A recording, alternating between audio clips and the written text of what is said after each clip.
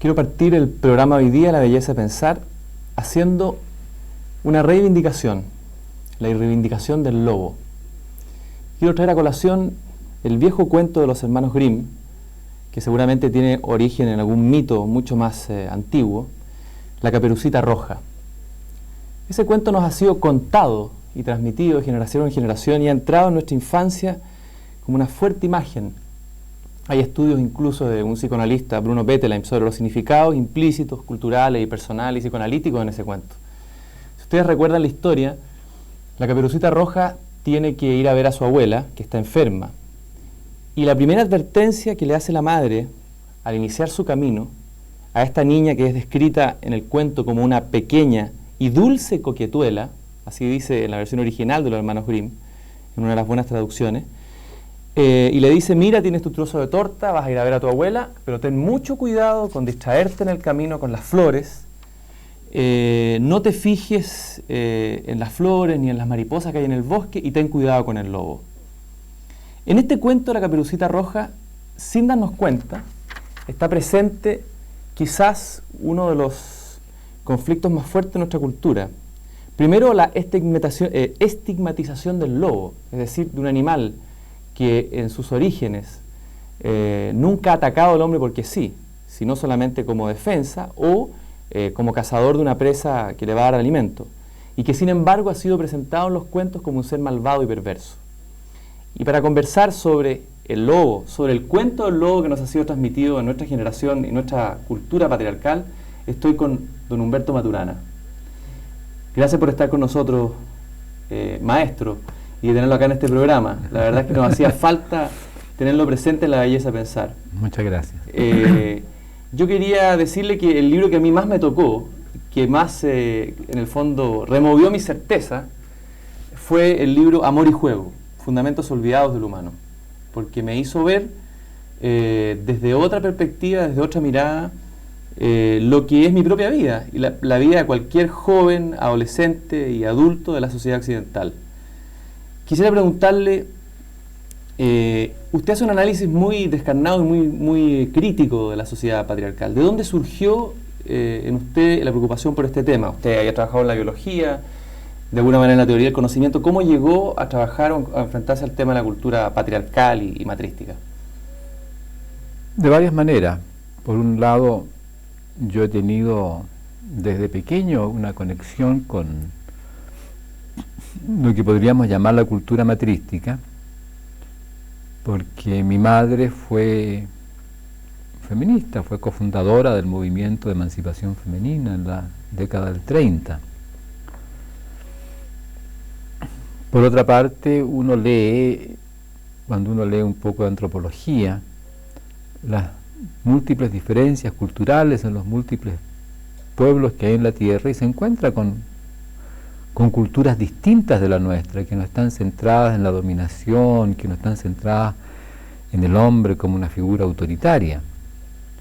Y más aún, en los últimos 20 o 25 años o más, un tremendo desarrollo de la literatura feminista que con una libertad maravillosa ha hurgado en todos los ámbitos usualmente considerados cerrados o tabús para la reflexión, que tienen que ver con los mitos de origen, con el sexo, con la discriminación de la mujer en particular.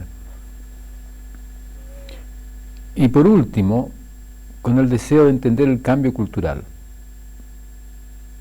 Yo no sé mucho cómo será el caso de los jóvenes de ahora, pero yo pertenezco a un momento de la historia en mi juventud que estábamos todos preocupados con el cambio cultural.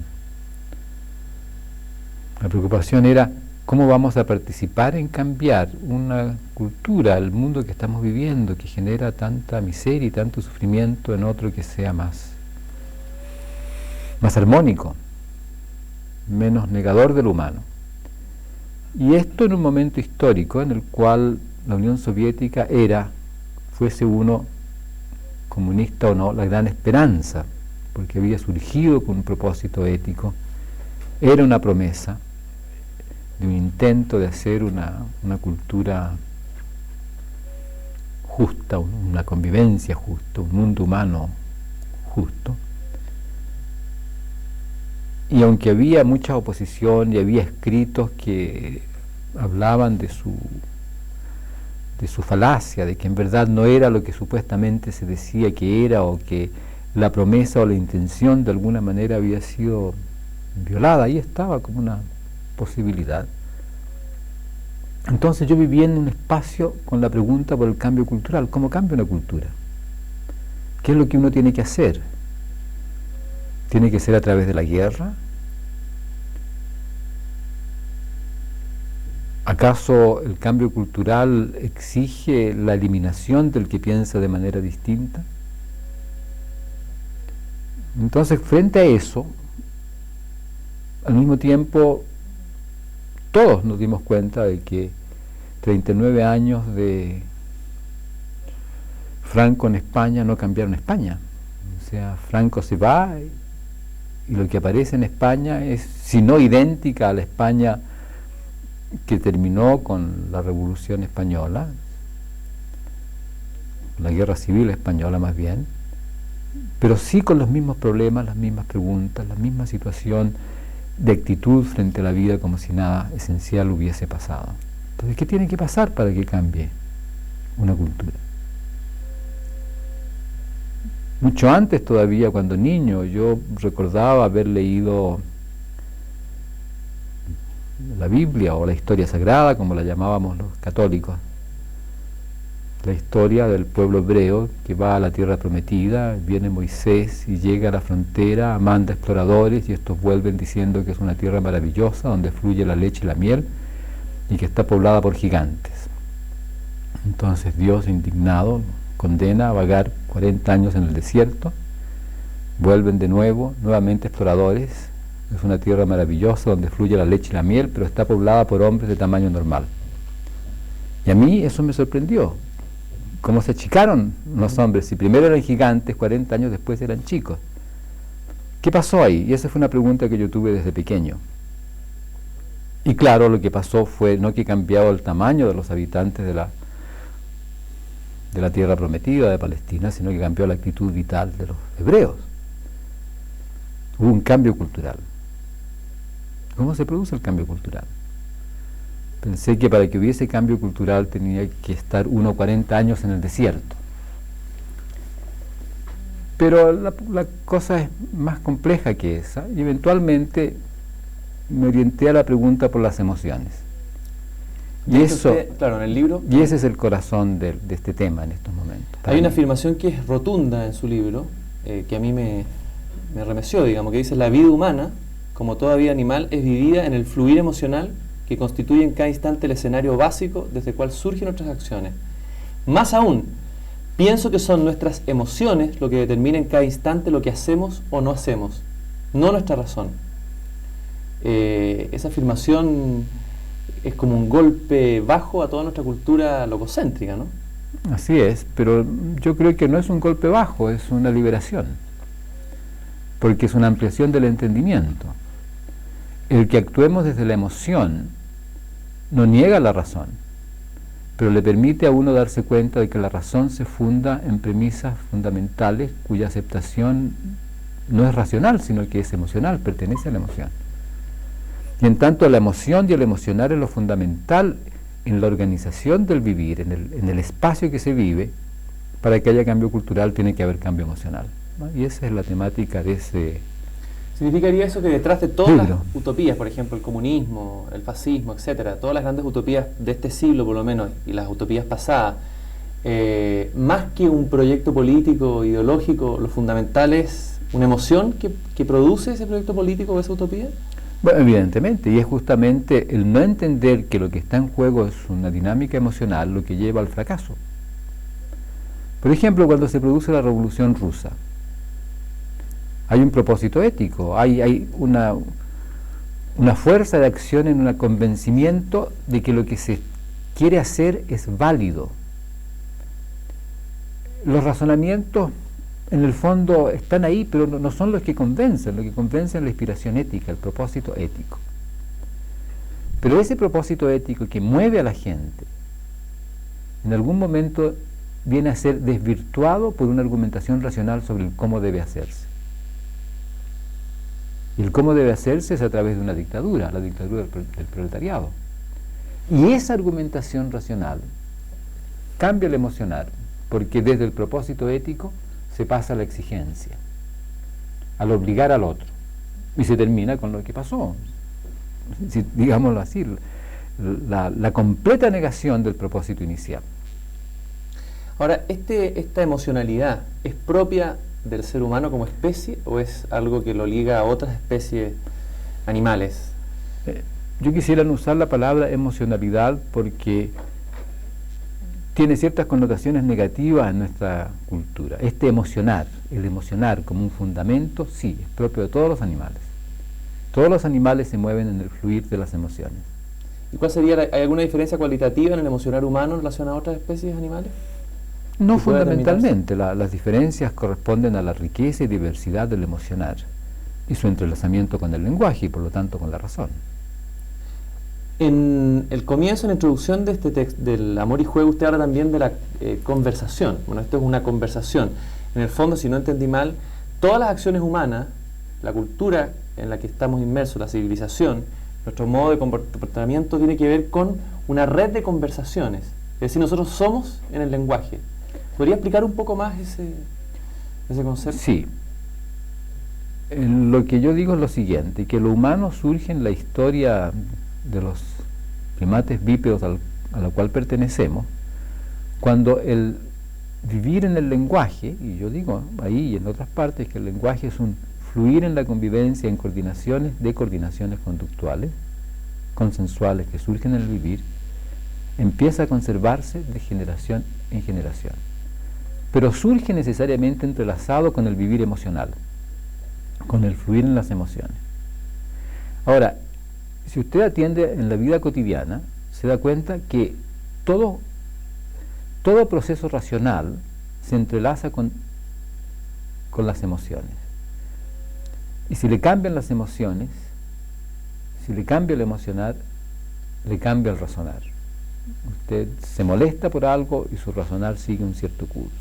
Se alegra por algo y su razonar sigue otro. Se serena, su razonar sigue otro curso. En el proceso de desarrollar un cierto argumento racional le cambia la emoción y cambia el fluir del razonar. De modo que se nos entrelaza el razonar con el emocionar, el lenguajear con el emocionar. Y es a eso lo que llamo conversar. Ahora, el lenguaje no es un fenómeno abstracto, tiene que ver con el hacer, tiene que ver con la conducta, con las coordinaciones de conducta, con las coordinaciones de hacer. Una suerte de red, ¿no? Que se va entrelazando. Sí, pero lo que quiero decir en este instante es que tiene que ver con el hacer. No es abstracto, no tiene que ver con los símbolos, tiene que ver con el hacer. Cuando me llaman por teléfono y hacemos una interacción en el lenguaje, lo que coordinamos es el hacer. El resultado es que estoy aquí, por ejemplo, de una llamada telefónica que me invitaban a venir a este programa.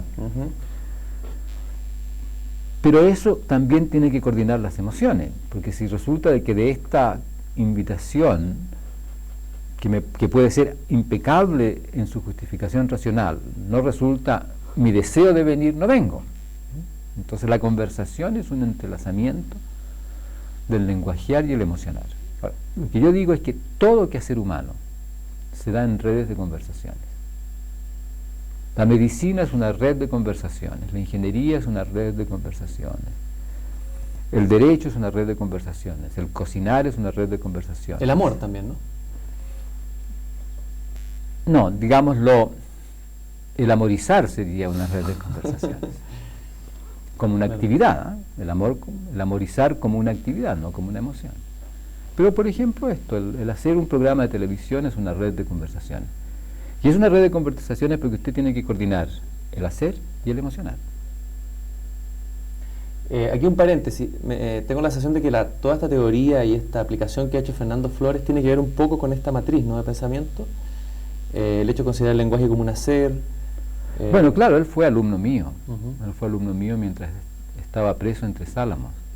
Durante 8 meses yo lo fui a ver 2 veces al mes y en verdad le hice una tutoría sobre el lenguaje, sobre biología del conocimiento. Pero él, las cosas que él ha hecho las ha desarrollado él. Vamos al origen de nuestra cultura, porque aquí está entrelazado, como usted dice, el emocionar con el lenguajear, ¿no es cierto? Si no entendí mal.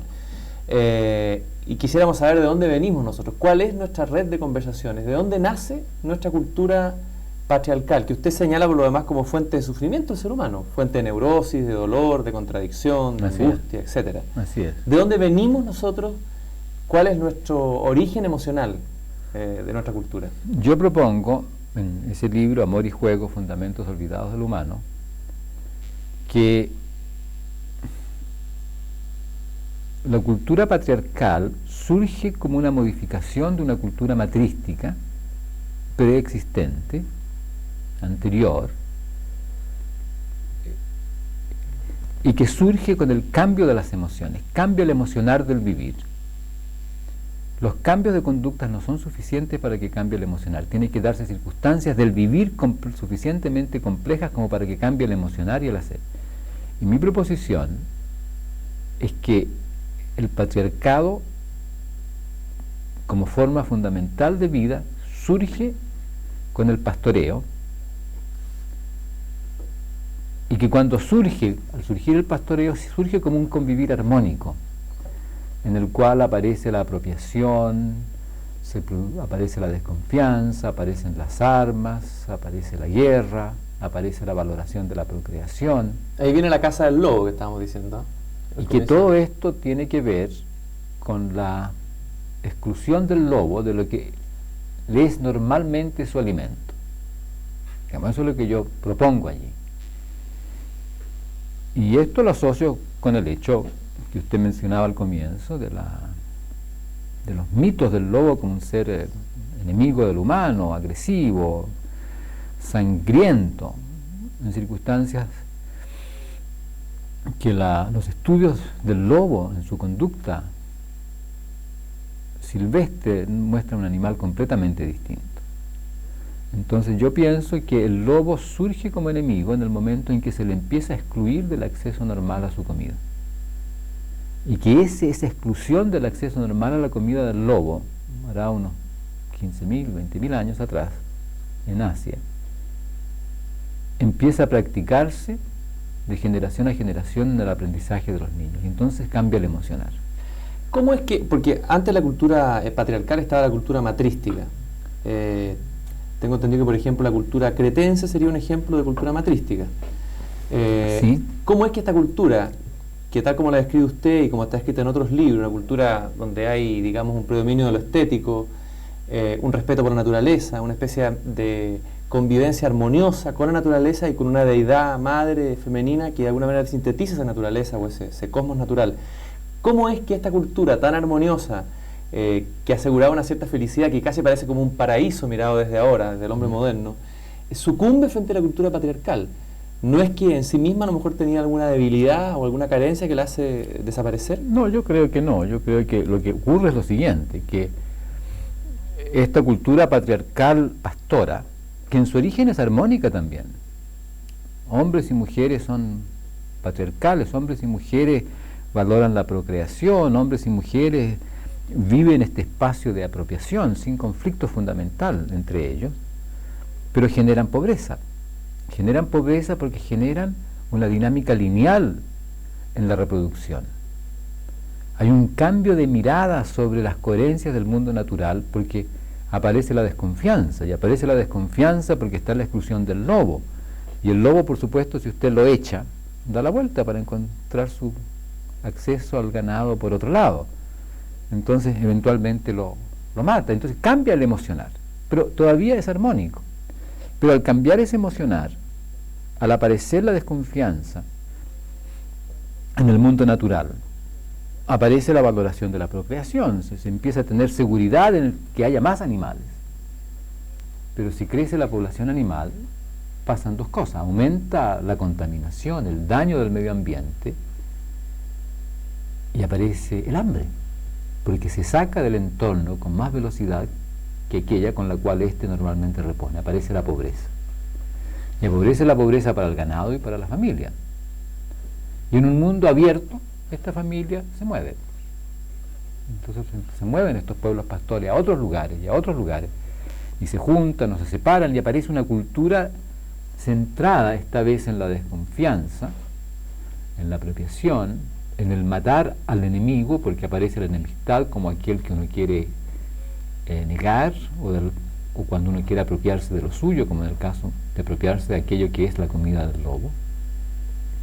Y eventualmente se encuentran estos dos pueblos, matrístico y patriarcal. Ahora, el pueblo matrístico no está centrado en la guerra, pero el pueblo patriarcal sí.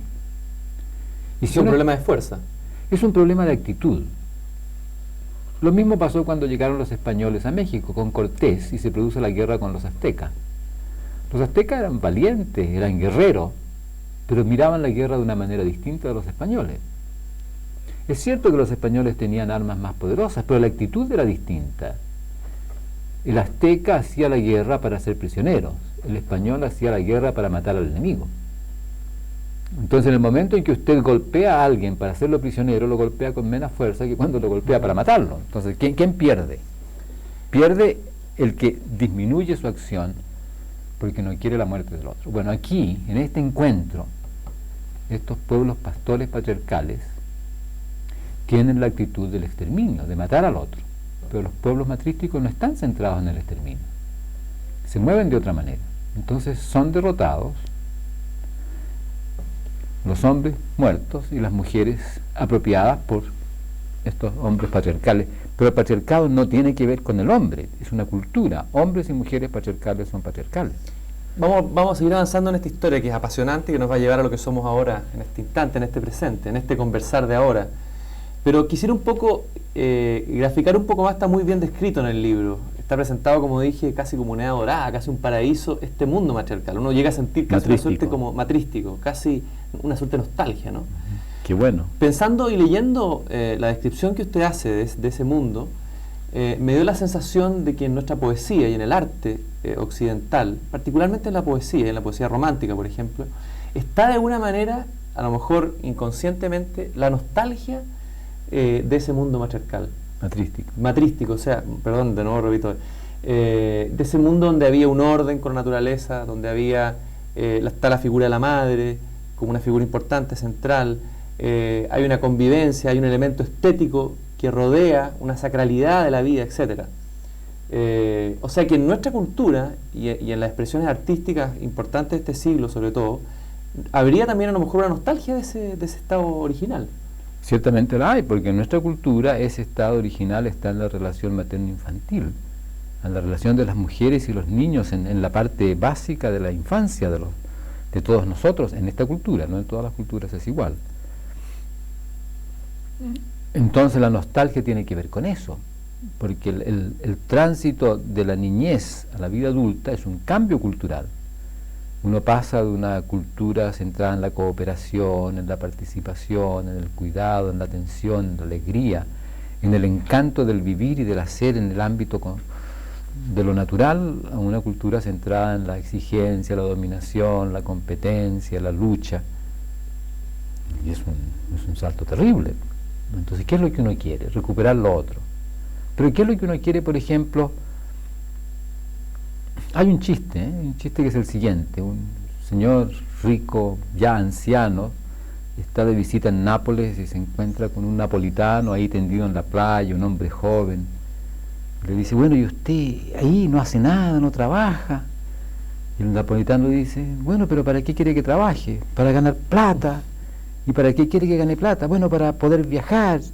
¿Y a dónde quiere que vaya? Puede venir a Nápoles a disfrutar de la naturaleza, del mar. Entonces, el chiste, claro, él está ahí, no necesita ganar plata para estar ahí. Pero no solamente eso, sino que resulta que este señor, en el fondo, quiere recuperar ese espacio de armonía con lo natural. O sea, nosotros, adultos, patriarcales, también buscamos como un lugar que nos devuelve la exquisitez de la vida, un ámbito matrístico. Pensando en eso, lo traje como ejemplo, hay un libro de Saint-Exupéry que es El Principito, que es un clásico. Sí. Leyendo y releyendo el libro suyo, yo pensaba que lo que hace en este libro Saint-Exupéry, que parece con una crítica a los adultos al comienzo, ¿no? Este niño que es incomprendido, que no le comprenden su dibujo, este niñito, este Principito, sería a lo mejor el arquetipo de esa infancia que ha sido educada o que pertenece al ámbito de lo matrístico, que se enfrenta a un mundo de la eficiencia, un mundo del orden, un mundo donde los adultos solo hablan de política y de corbatas, como dice Antonio Exupéry. Lo veía como un ejemplo plástico de yo creo que sí, yo creo que en Saint-Exupéry en ese libro hace una cosa así. Este niño opera en la poesía de las coherencias de un mundo natural, armónico, analógico, y se encuentra con que tiene que actuar después, o que está exigido y criticado de un mundo lineal, rígido, exigente, no acogedor, que es el mundo adulto, por lo menos que lo describe allí, y el que le describen a uno. Cuando es niño chico y le dice que va a ir al colegio, a la vida adulta, le describen ese mundo. Ahora, ¿cómo puede mantenerse estos elementos o residuos de la cultura matrística si es que la que ha triunfado es la cultura patriarcal? Quiero decir, ¿qué pasa con la madre? Usted lo dice de alguna manera en el libro. ¿Las madres de alguna manera han conservado, casi como clandestinamente, por decirlo así, elementos de la cultura matrística anterior? Ciertamente, las madres conservan la cultura, pero conservan las dos culturas. Conservan la cultura matrística en la relación materno-infantil y la cultura patriarcal en la vida adulta, en la cual ellas también tienen de alguna manera que participar. Y es en tanto esos aspectos matrísticos se conservan y las madres logran proteger a sus hijos de la continua penetración de la cultura patriarcal, esa cultura matrística está allí. Pero ahora están pasando cosas que no van en esa dirección. Por ejemplo, en estos momentos, en muchas partes, ya se está haciendo, se quiere hacer el tomarle examen a los niños para el jardín infantil. Un examen que está destinado a evaluarlo según la proyección que uno está haciendo para un futuro mercantil de la vida del siglo XXI. Bueno, eso es una penetración en el espacio matrístico de la cultura patriarcal que va a negar esta formación fundamental del niño como un ser que vive un espacio tierno, de juego, de encanto, de estética, acogido en la legitimidad de su ser, porque se lo va a instrumentalizar para el futuro. Y en esa manera vamos a destruir estos fundamentos matrísticos de nuestra cultura. Ahora, significa que nosotros como niños, nacidos en esta cultura patriarcal, criados por madres matrísticas, valga la redundancia, de alguna manera hemos sido criados en una suerte de esquizofrenia. Sí, efectivamente, y esa esquizofrenia se ve de dos maneras fundamentales. Una, crecemos viviendo el conflicto de la cultura patriarcal y la cultura matrística como el conflicto entre lo masculino y lo femenino. Y tanto es así que hay terapias de recuperación de la armonía de lo masculino y lo femenino para los adultos. Y el otro aspecto esquizofrénico está en lo que le pasa al joven en la adolescencia, hombre o mujer, que tiene que pasar de su vida matrística a su vida patriarcal, en circunstancia de que la vida patriarcal niega todos los valores de la vida matrística. Entonces, se habla de un conflicto del desarrollo psicológico en circunstancia de que lo que hay es un conflicto de cambio de cultura. Usted al hacer un análisis de la cultura matrística y patriarcal analiza un elemento que me parece fundamental, que es el elemento místico espiritual, y luego que se transforma en la cultura patriarcal en lo religioso. La cultura matrística tenía una religión o una espiritualidad, como decíamos al comienzo, ligada directamente con la tierra, o sea, fundamentalmente terrestre, ¿no? A través de una diosa que sintetizaba los elementos naturales. El cambio se produciría en la cultura patriarcal con la introducción de un dios o una espiritualidad más abstracta. Celeste. Ahora, ¿usted incluye dentro de la cultura patriarcal también el fenómeno del cristianismo? Sí, definitivamente. Pero el cristianismo como religión. Pero Jesús es un intento, no explícito, no dicho así, de volver a la confianza en el mundo natural matrístico. Jesús tiene muchos rasgos matrísticos en su relato. Jesús en verdad yo diría es prácticamente un intento de recuperar las dimensiones matrísticas. Él habla por ejemplo, del reino de Dios. Todo su discurso sobre el reino de Dios es un discurso ecológico, no con nuestro hablar ecológico, pero Bien. habla de las coherencias del mundo natural, donde los pájaros no tienen que trabajar, las flores se visten naturalmente de bellos colores, y cómo uno tiene que tener confianza en el reino de Dios, por la armonía del reino de Dios. Ese es un discurso que tiene que ver con una visión matrística del mundo natural. Habla del amor también, Y el amor, frente a la guerra. claro, lo que Frente al Jesús hace una cosa muy, muy interesante, y es la siguiente. Él, dejemos de lado por un momento nuestras creencias Evidente. sobre la divinidad y pensémoslo como un maestro espiritual. Ujú. Él, como maestro espiritual, de alguna manera pertenece a una corriente mucho más antigua que él, que ve el sufrimiento humano centrado esencialmente en el apego. En ese sentido, su visión básica es parecida a la visión budista, de la visión de las muchas religiones orientales antiguas. Y su prédica es precisamente eso, la búsqueda del desapego. Pero su práctica para el desapego es el amor. En el budismo la práctica para el desapego es la meditación. En Jesús la práctica para el desapego es el amor. Y esa es su verdadera apertura. Su genialidad, digamos, Su de haber genialidad. surgido en una cultura, porque la cultura del judaísmo, si no entiendo mal, sería el ejemplo, el Antiguo Testamento, el ejemplo gráfico de la cultura patriarcal. Es un ejemplo gráfico de una cultura patriarcal que tiene también elementos matrísticos que están continuamente siendo dominados y sometidos por lo patriarcal a través de la ley, de la norma. ¿Ah? El conflicto de Jesús es con la ley judaica, Con lo externo. con lo externo, con la norma que destruye lo espiritual. Entonces él es judío, él retoma Bien. también de su tradición elementos De los profetas, etc. que tienen que ver con el amor. Ujú. Pero lo que él hace es plasma al amor como la práctica fundamental de liberación espiritual, de salvación del ser humano al liberarlo del apego. Se podría decir entonces, porque este tema es bastante interesante, no aparece dicho en el libro, entonces bueno, a lo mejor comentarlo acá. Se podría decir que en este Cristo del que estamos hablando hay elementos matrísticos, revolucionarios, por decirlo así, que atentan contra la cultura patriarcal, fijada sobre todo en la ley, en lo externo, en la dominación, en la violencia, etcétera. Pero que sin embargo el cristianismo como religión se habría transformado o habría modificado ese mensaje inicial tomando características propias de la cultura patrística. Claro, se habría repatriarcalizado. Ujú. Y eso lo hace Pablo. Pablo restituye, y los que siguen de él también, restituyen el sacerdocio y la ley como fuente fundamental para la religión. Y le quitan su carácter espiritual fundado en el amor. Se habla de amor, por supuesto que se habla de amor en el cristianismo, pero Pablo restituye la ley. No en vano Nietzsche pone a Pablo como el anticristo. Su libro El Anticristo es en verdad una mostración de cómo Pablo destruye las enseñanzas de Jesús. De esta cultura patriarcal que estamos criticando o sobre la cual estamos conversando ahora y rescatando los elementos negativos, ¿usted rescataría algún elemento positivo de nuestra civilización?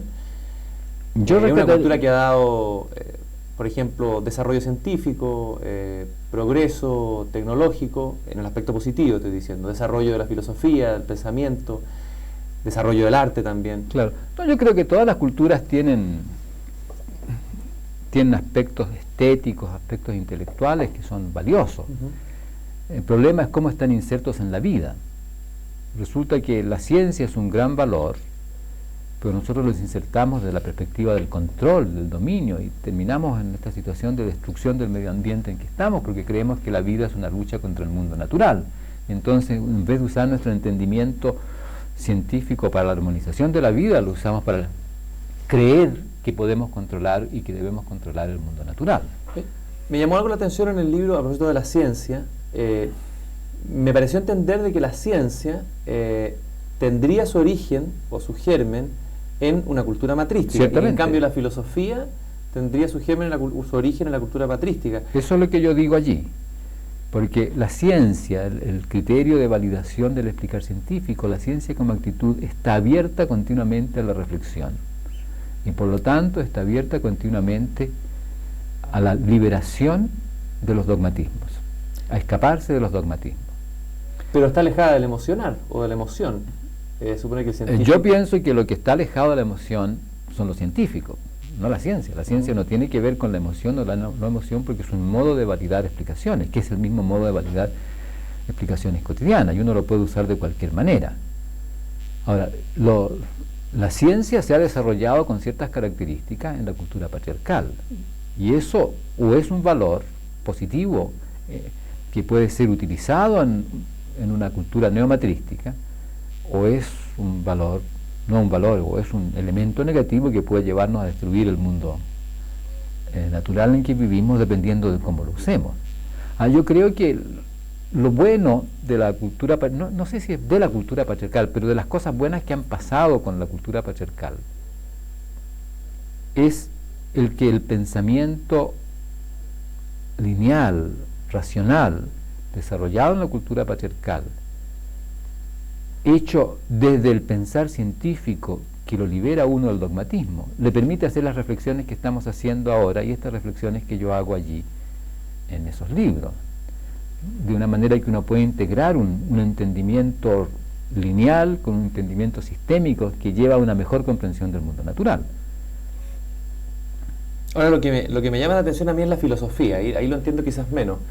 Cierta filosofía, toda la filosofía, uno pudiera creer que a lo mejor en la filosofía justamente se da la posibilidad de un pensamiento libre, un pensamiento alejado del dogma. Tenemos el ejemplo de Nietzsche, lo que pasa es lo siguiente, existencialismo, etcétera. Depende, porque uno hace filosofía cuando reflexiona sobre los fundamentos de su quehacer, cuando reflexiona sobre los fundamentos de su pensar. En ese momento hace filosofía. Pero uno puede generar teorías científicas y teorías filosóficas. Y hay una diferencia fundamental. No todo filosofar es hacer teoría filosófica. Yo diría que Nietzsche no hace teoría filosófica en la mayor parte del tiempo. Él hace reflexión filosófica. Es una continua invitación a la reflexión. Ahora, yo pienso que la diferencia entre las teorías filosóficas y las teorías científicas está en lo que el que hace la teoría quiere conservar. El científico, ambos quieren explicar, pero el científico quiere explicar conservando coherencias con la experiencia. Mejor, el que hace teoría científica quiere explicar conservando coherencias con la experiencia, sea científico o filósofo. El que hace teoría filosófica quiere conservar coherencias con principios o nociones fundamentales trascendentes, sea científico o sea filósofo. De la conservación de coherencia con la experiencia resulta una teoría abierta a la reflexión. Del conservar coherencia con principios o nociones trascendentales resulta una teoría negada a la reflexión, porque está centrada en la aceptación de verdades no cuestionables. Entonces las teorías filosóficas en ese sentido son restrictoras, limitan la reflexión, se hacen dogmáticas. Las teorías científicas están abiertas a la reflexión, no son dogmáticas. Sin embargo, los científicos pueden ser dogmáticos. Y en ese sentido, negarle a la teoría científica su carácter no dogmático y hacerlas dogmáticas, porque eso tiene que ver con la emoción. ¿Qué es lo que yo quiero conservar? Entonces un científico puede empezar haciendo una teoría científica y termina siendo una teoría filosófica. De alguna manera hay filósofos que a lo mejor en este siglo han prefigurado esto que usted está diagnosticando acá en su libro, ¿no? De hecho estamos hablando de Nietzsche, también pienso en Kierkegaard, pienso en los existencialistas que centran de alguna manera la reflexión en la experiencia, en lo humano. Sí. ¿Cabría en ellos? ¿Se podría decir que sería como una especie de profeta o que están ahí tocando la campana alerta frente a la cultura patriarcal de alguna manera o no? En algunos sí y en otros no, pero se han encontrado sin darse cuenta con esta problemática de la cultura patriarcal. Yo creo que hay muchos pensadores que han ido en esa dirección. Pero el carácter de su pensar y su desarrollo, en último término, ha estado determinado por su aferrarse o no aferrarse a principios. En el momento en que uno se aferra a principios, cualquiera que estos sean, Se acabó la libertad reflexiva. Y esto uno puede ser un científico. Por ejemplo, Einstein. Einstein genera la teoría de la relatividad como una teoría científica.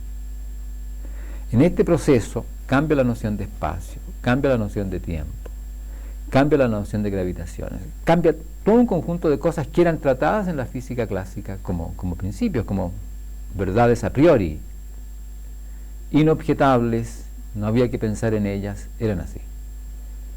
Muy bien, hace una teoría científica. Pero en sus discusiones con Niels Bohr, en relación al indeterminismo de Heisenberg, hay un momento en que Einstein no acepta eso y dice: Dios no juega a los dados. En ese momento Einstein hace teoría filosófica, porque acepta el determinismo como un principio. Y el resto de su vida está destinado a buscar una explicación cósmica que conserve el determinismo. Está atrapado en eso. Hace muchas cosas bonitas, pero está atrapado en eso. ¿Y se atrapa en qué? En un principio, es decir, en algo que restringe la reflexión. O sea que el arte o la creación artística sería una posibilidad de expresión de una sensibilidad no patriarcal mucho más que otras disciplinas, porque el arte... Sería. Ahora, lo que va a pasar es que el arte va a tener los motivos que tenga según el sentir del artista.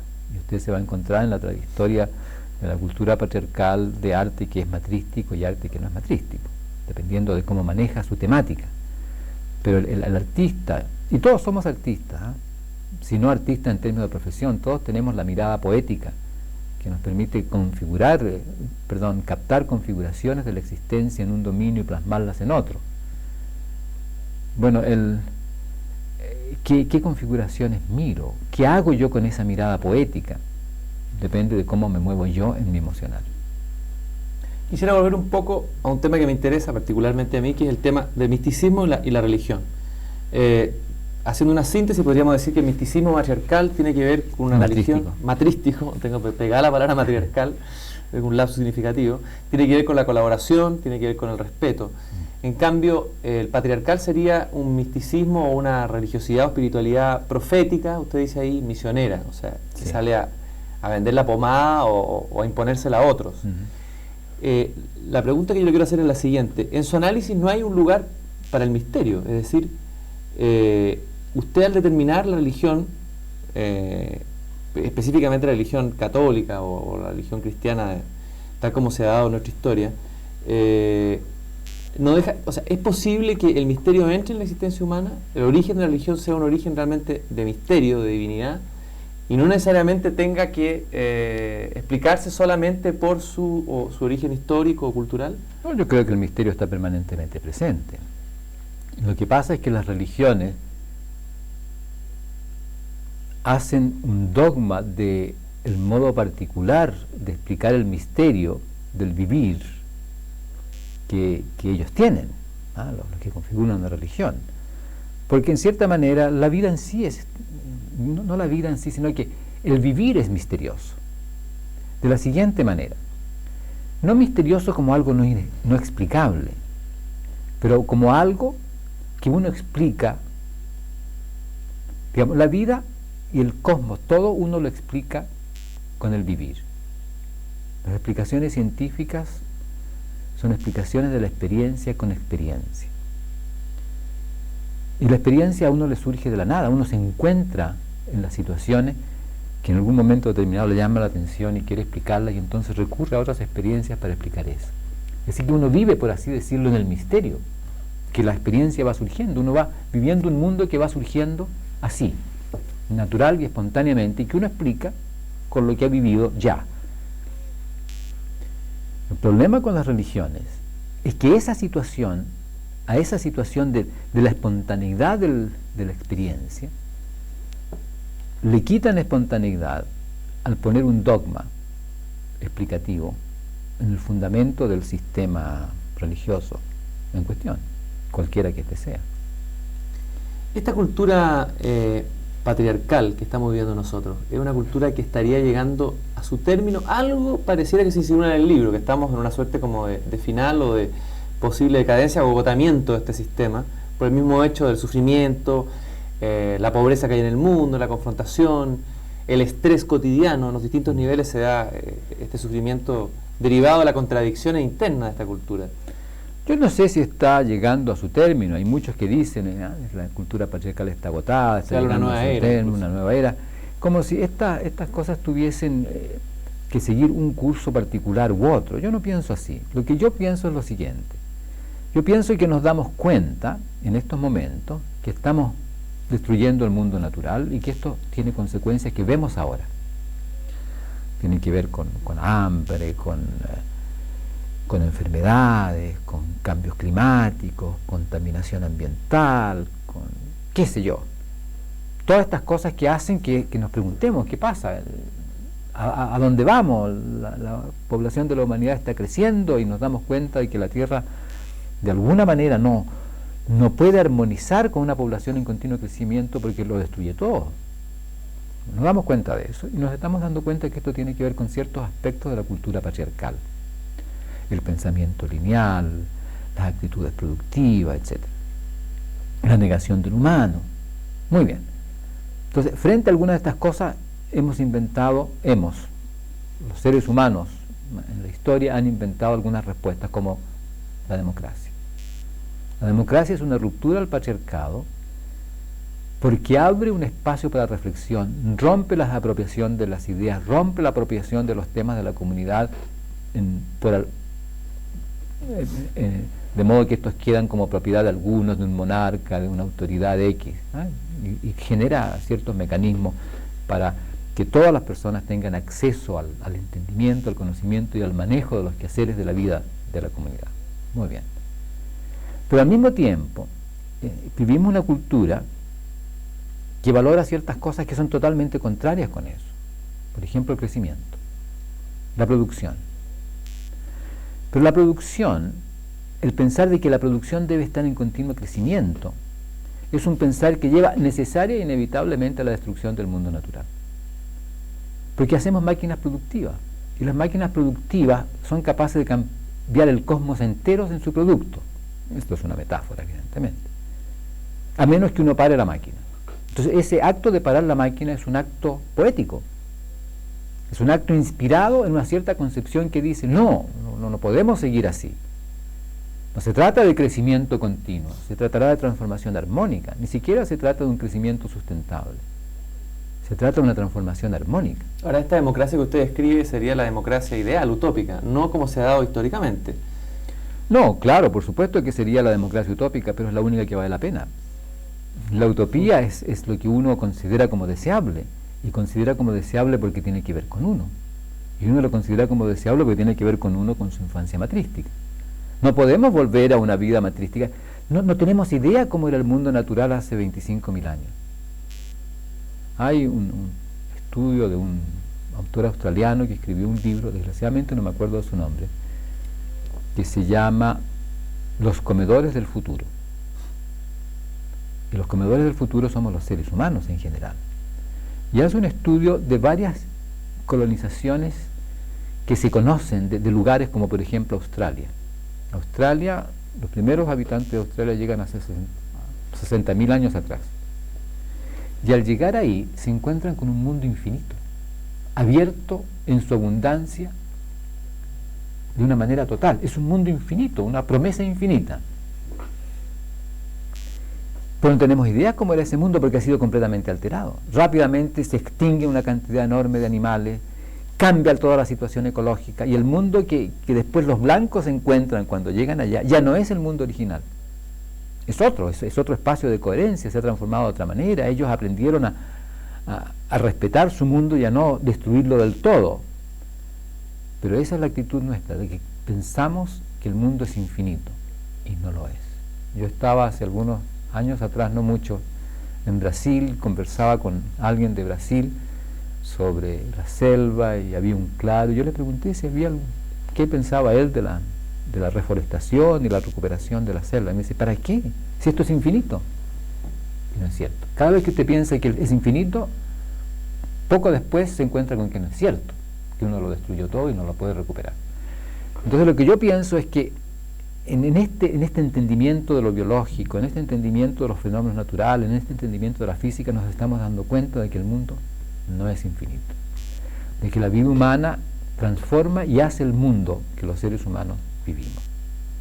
Y ese entendimiento puede llevarnos a salirnos del patriarcado y meternos de hecho en una cultura neomatrística. Pero es un acto nuestro, no es un acto que vaya a ocurrir en el fluir, en el bisatergo de la historia. Ahora, ese cambio sería, está como usted lo está planteando, como un proyecto, o sea, un cambio voluntario. Sin embargo, los cambios se han dado, como usted lo decía también en su libro, involuntariamente, digamos, casi inconscientemente. Exacto. ¿Es posible producir un cambio voluntariamente? Si cambia la actitud, si cambia el entendimiento, sí. No va a ser un cambio en el cual nosotros podemos decir de antemano cuáles son las acciones que hay que tener, salvo una que otra que vamos viendo según la circunstancia. Pero lo importante es la actitud con la cual uno hace las cosas, de modo que uno pueda corregir errores. En primer lugar, pueda ver errores, decir esto es un error y estar dispuesto a corregirlo. Y equivocarse tantas veces como sea necesario para encontrar una cierta dinámica de transformación armónica. Leyendo sus libros, El Árbol del Conocimiento, que es un libro que ha sido más divulgado y ha sido más leído, uno último que acaba de salir que se llama De Máquinas y Seres Vivos, editado por Editorial Universitaria, usted parte con un trabajo biológico, ¿no? El trabajo con la vida, Sí. con las células, la base de la vida, digamos, a través de este concepto de la autopoiesis. ¿Fue ese conocimiento o ese descubrimiento de ese concepto, la autopoiesis, el que de alguna manera usted extrapoló para construir ahora esta teoría de Matriarcado? ¿Lo ayudó, digamos, quiero decir, este trabajo biológico para hacer este otro trabajo más bien antropológico, cultural? Ciertamente me ayudó, pero no es una extrapolación de allí. Lo que este trabajo de la autopoiesis hace es contestar la pregunta ¿qué es lo vivo? Y contestarla de una manera que da cuenta de todos los fenómenos biológicos, con independencia de visiones, llamémoslo así, místicas, trascendentes, no de experiencias místicas, ¿no? Sino que de nociones explicativas, trascendentes, vitalistas de una clase u otra. En el momento en que eso se logra de una manera definitiva, para mi gusto eso es una respuesta definitiva a la pregunta ¿qué es lo vivo? Usted tiene libertad para perseguir las consecuencias del entender al ser vivo como un sistema autopoyético. Entonces todo esto que tiene que ver con la cultura viene de allí, de la liberación de la reflexión y el entendimiento, y que trae consigo el haber liberado a la mirada biológica de cualquier restricción de un pensamiento trascendente, filosófico o religioso. Porque todo lo que viene después es seguir las consecuencias. Bueno, si los seres vivos son sistemas autopoyéticos, ¿qué pasa? ¿Qué pasa con los conjuntos, con los organismos? ¿Qué pasa con las comunidades de los organismos? ¿Cómo surge el lenguaje? ¿Cómo cambian las culturas? Etcétera, etcétera. Quisiera hacerle una última pregunta que siempre hacemos en este programa, una pregunta que a mí me obsesiona y que hemos tenido distintas reflexiones, una pregunta casi cliché. ¿Usted cree en Dios? ¿Es legítima la pregunta? Sí, claro, es legítimo. Si vivimos en un espacio de creencia, claro. Pero note usted que la pregunta, ¿usted cree en Dios?, está hecha exactamente en el espacio de creencia. Uno cree cuando no sabe y no tiene fundamentos para lo que dice que cree. Digamos, si yo sé de Dios, no creo en Dios, sé de Dios. ¿Usted sabe de Dios? Y si no sé de Dios, la creencia es una cosa vana y superflua que no tiene ningún fundamento. Yo vivo en el reino de Dios. Muchas gracias, don Humberto, por estar acá en este programa. Los invitamos entonces a ver si podemos cada uno en el privado poder aplicar alguna de las formas matrísticas y poéticas que hemos conversado acá para liberarnos del sufrimiento, la esquizofrenia y el estrés en que estamos sumidos como sujetos contemporáneos. Muchas gracias. Muchas gracias.